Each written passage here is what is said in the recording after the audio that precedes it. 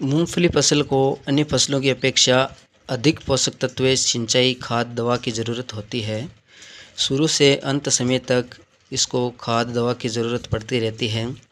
कमी व अधिकता के लक्षण भी जल्दी ही प्रकट करती है, इसलिए समय समय पर लक्षणों कमी को ध्यान में रखते हुए आवश्यकता अनुसार खाद दवाई का इस्तेमाल करना ज़रूरी हो जाता है। मूंगफली फसल में पीलापन, जो कि फसल के 30 से 45 दिन की अवधि में ज़्यादा देखने को मिलता है। फसल में कई पोषक तत्वों की कमी होना पौधा 1 महीने तक होते होते प्रकट कर देते हैं। मूंगफली में पीलापन nitrogen, sulphur, phosphorus, iron, magnesium की कमी के कारण होता है। आइए जानते हैं मूंगफली में पीलापन के कारण, लक्षण और उपाय के बारे में।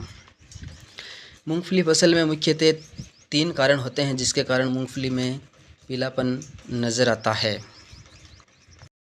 उचित लक्षणों को ध्यान में रखकर इसका इलाज करना ज़रूरी हो जाता है। अगर आपके पौधे में ऊपरी भाग के पत्ते यानी कि नए पत्ते पीले पड़ रहे हैं तो इसमें समझो सल्फ़र की कमी है। सल्फ़र की कमी के कारण नए पत्ते जो पीले पड़ते हैं। इसके लिए आप प्रति बीघा 2 से 3 किलो सल्फ़र का छिड़काव अवश्य करें। इसके बाद में अगर आपका पौधा पूरे तरीके से पीला पड़ा हुआ है, पूर्णतः पीला है नीचे और ऊपर दोनों के पत्ते, तो इसमें किसी न किसी फंगस या वायरस का अटैक होता है।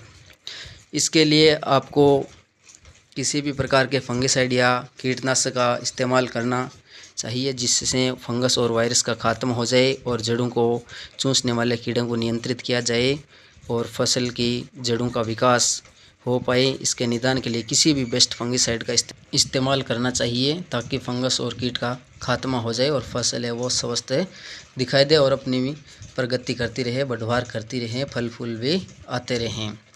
तीसरा पीलापन का कारण है इसमें नाइट्रोजन की कमी।